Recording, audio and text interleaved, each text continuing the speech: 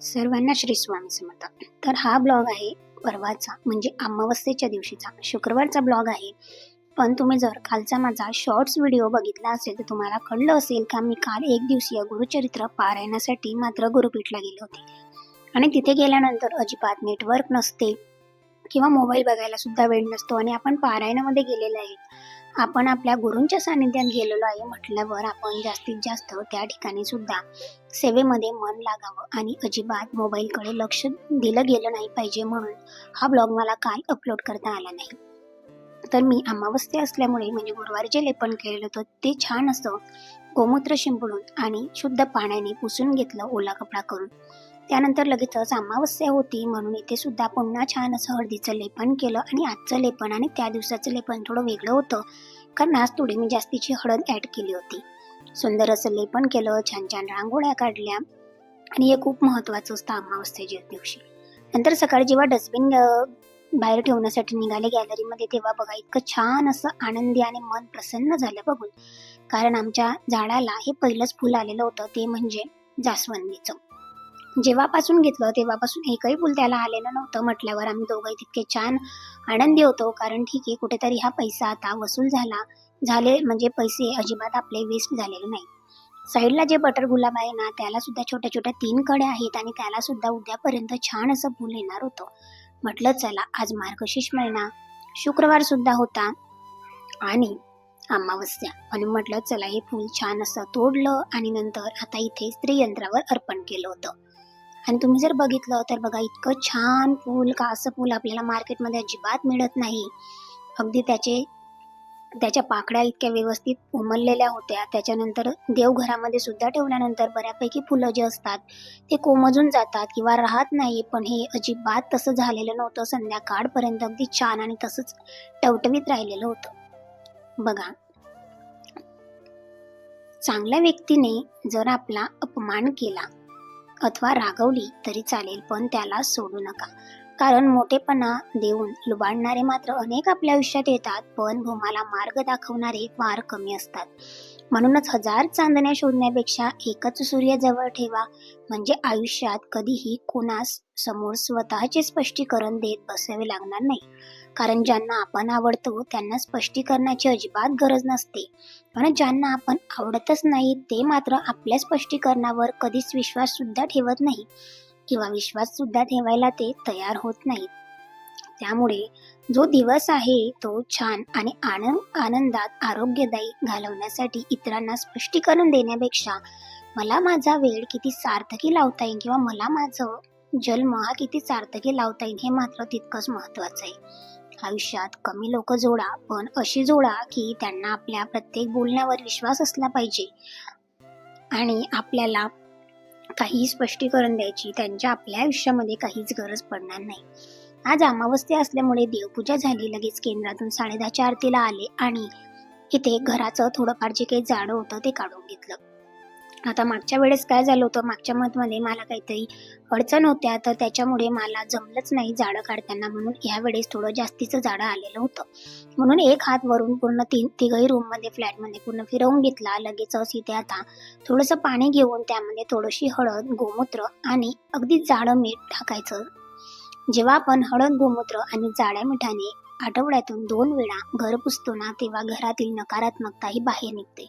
ज्या घरामध्ये वडिलांचं मुलाचं पटत नाही, वादविवाद होतात, सतत भांडणं होतात, कंटाळा येतो, आपलं मन लागत नाही, मन स्थिर होत नाही, मनाला शांतता नसते, नकारात्मकतेचे विचार येतात किंवा आपल्याला अस्वस्थ वाटतं, घरात आल्यानंतर आपलं लक्ष लागत नाही, अशा ठिकाणी तुम्ही जर आठवड्यातून 2 वेळा जर तुम्ही हळद, गोमूत्र आणि जाडं मीठ टाकून जर हे असं घर पुसलं किंवा स्वच्छ असं पुसून घेतलं, तर तुमच्या घरातील त्या गोष्टी, वाद विवाद हळूहळू मात्र कमी होतील. बऱ्याच घरांमध्ये सासू सुनांचं पटत नाही, नवरा बायकोचं पटत नाही, वडील मुलाचं पटत नाही, पितृदोष असतो.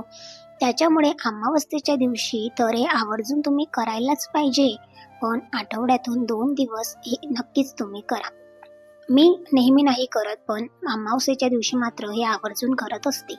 महिन्यातून एक वेळा करते, जेणेकरून माझ्या घरामध्ये जास्तीत जास्त सेवा करण्याचा माझा प्रयत्न असतो. पण तुम्हाला जर जास्ती सेवाही करण्या जमत नसतील किंवा वादविवादांमुळे तुम्ही स्वतः खूप कंटाळून गेले असाल, तर अशा वेळेस तुम्ही आठवड्यातून 2 वेळा हा उपाय करू शकतात. बघा, मीठ आणि हळद प्रत्येकाकडे असते. गोमूत्र नसलं तरी चालेल किंवा तुम्हाला जर घेता आलं, शक्य झालंच तर ते सुद्धा तुम्ही आणून टाकू शकता. अगदी काही नाही, फक्त 20 रुपयाची बॉटल येते. मात्र गाईच्या 5 तत्वांपासून हे गोमूत्र गाईच्या म्हणजे गोमूत्र हे गाईपासून बनलेलं असतं आणि गाईचे जे काही पदार्थ आहेत ते सुद्धा 5 तत्वांपासून बनलेले असतात. त्याच्यामुळे या सर्व गोष्टी करणं तितक्याच महत्त्वाच्या आहे. आणि गाईच्या पोटामध्ये आपण म्हणतो का 33 कोटी देव आहे. त्याचबरोबर अमावस्येच्या दिवशी पूर्ण जे काही पायपुसणी वगैरे असतात, डोअरमॅट असतात, ते सर्व काही मी चेंज करून घेत असते. सर्व काही उचलून बाथरूमला टाकून दिले. नंतर क्लीन असं घर छान असं पुसून घेतलं. पुढे सुद्धा पुसलं. गॅलरी वगैरे सुद्धा त्याच पाण्याने पुसत असते. आणि नंतर नवीन जे काही पायपुसणी मी धुतलेल्या होत्या मागच्या वेळेस, त्या स्वच्छ अशा टाकून दिल्या. छान वाटतं घराचं वातावरण. आणि आता तुम्हाला पुन्हा भेटते ते म्हणजे संध्याकाळी. थोडासा दुपारी आराम केला आणि संध्याकाळी म्हटलं चला अमावस्येच्या सेवा सुद्धा करूया, जेणेकरून आपल्या वास्तूचं, आपल्या घराचं संरक्षण कसं होईल ते सुद्धा आपल्याला बघायचं असतं. म्हणून दर महिन्याला हे संरक्षण कवच मात्र तुम्ही एकदा नक्की करा.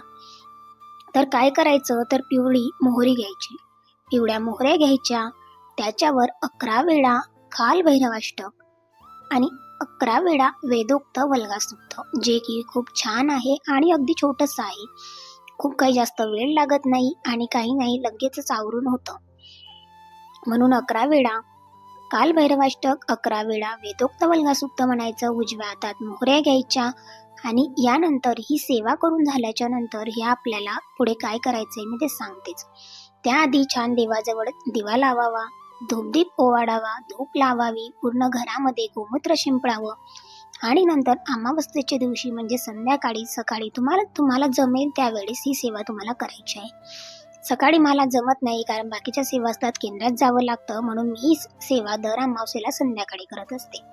ही सेवा करून झाल्याच्या नंतर अगदी उंबरठ्यापासून बाहेर तर पूर्ण घरामध्ये तुम्हाला आजूबाजूला ह्या पिवळ्या मोहऱ्या ज्या काही आहे त्या टाकून द्यायच्या आहे.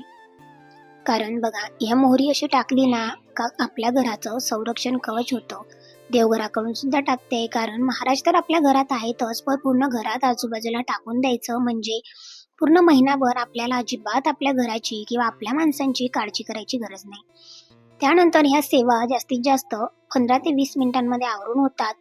नंतर लगेचच इथे स्वयंपाकाला लागायचं होतं. स्वयंपाकामध्ये मला भेंडीची भाजी बनवायची होती. अगदी मऊ भेंडी होती, छान होती आणि टेस्टी लागणार होती, कारण भेंडी अगदी ताजी आणलेली होती मार्केटमधून. मी परवाच बाजार केलेला होता, ब्लॉग सुद्धा शेअर केला. त्या दिवशीची भेंडी आणलेली होती आणि छान होती. मी एअरटाईट कंटेनरमध्ये तिला भरून ठेवलेलं होतं. जोपर्यंत सेवा झाल्या तोपर्यंत ह्या पॉटमध्ये मी सर्व काही भेंडी अशी छान अशी स्वच्छ धुवून ठेवलेली होती. त्यातलं पाणी जे काही होतं ना ते संपूर्ण निघून गेलेलं होतं आणि अजिबात त्याच्यात एकही पाणी राहिलेलं नव्हतं. हा घेतलेला पॉट सुद्धा छान होता, कामात आला. आणि अशा कामाच्या वस्तू घेतल्या आणि पैसे गेले तरी काही वाटत नाही, कारण आपण त्या यूज करत असतो. नंतर इथे अगदी थोडंसं तेल घेतलं, जिरं मोहरीची फोडणी दिली, नंतर लसूण मिरच्या टाकल्या आणि लगेचच भेंडी टाकली. भेंडी म्हटलं चला साईडच्या गॅसवर करूया, जेणेकरून तो गॅस हळूहळू चालतो आणि कमी चालतो, म्हणजे भेंडी आहे ना ती कुरकुरीत सुद्धा होईल. जोपर्यंत इथे माझ्या मौसूद चपात्या होत आहे तोपर्यंत पोळ्यांसाठी कणिक सुद्धा छान भिजवून ठेवलेली होती. जोपर्यंत भेंडीची भाजी होते आहे तोपर्यंत इथे साईड बाय साईड पोळ्या सुद्धा होतील. सेवा सुद्धा झाल्या आणि जी काही माझी रोजची सेवा आहे मात्र ती अजून बाकीच होती, ती म्हणजे स्वामीचरित्र सारामृताचे 3 अध्याय आणि 11 माळी जप.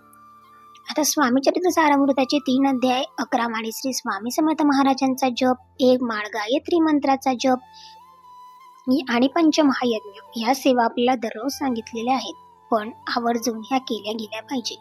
बघा, साईडला जोपर्यंत मऊ होत होती ना भेंडी तोपर्यंत इथे गरमागरम अशा फुगीर चपात्या बनवून घेतल्या.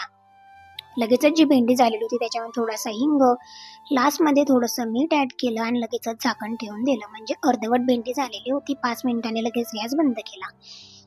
तर तुम्हाला आजचा ब्लॉग कसा वाटला? तुम्ही जर हे करत नसाल तर नक्की करा. येणाऱ्या अमावस्येपासूनच नाही तर आठवड्यातून 2 वेळा नक्कीच हळद आणि मीठ टाकून घर पुसा, जेणेकरून तुमच्या घरातील कटकटी, वाद, भांडणं किंवा नकारात्मकता निघून जाईल. हळदीचं लेपन उंबरठ्याला आवर्जून करा. अमावस्येच्या दिवशी तरी करा आणि नक्कीच तुम्हाला येणाऱ्या पुढच्या अमावस्येपर्यंत फरक जाणवेल.